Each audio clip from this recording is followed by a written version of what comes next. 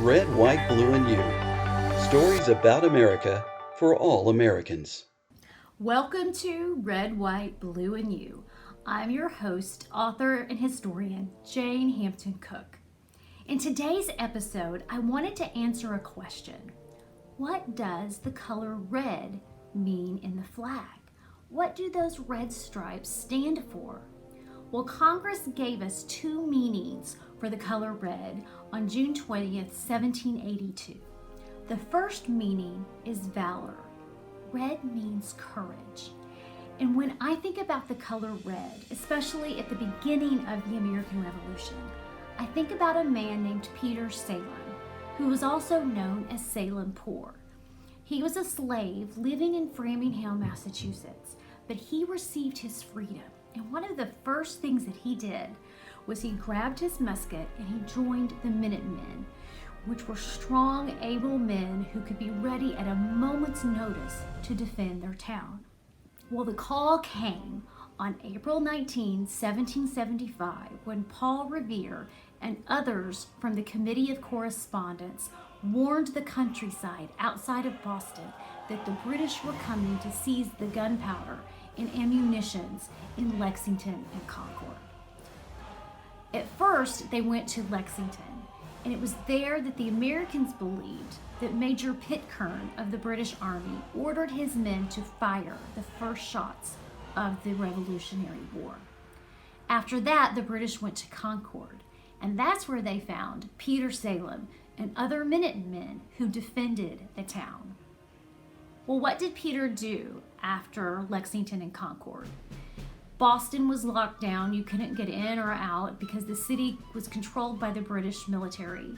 And then the countryside was controlled by the Continentals, these groups of militia. Well, Peter decided to join the Continental Army. He joined the 4th Regiment of Massachusetts. And in June 1775, he was one of the last soldiers on the American side to leave the Battle of Bunker Hill.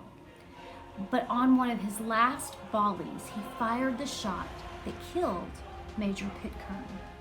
This was a huge victory because even though the Americans lost the Battle of Bunker Hill, the British lost more men, even though they took the hill.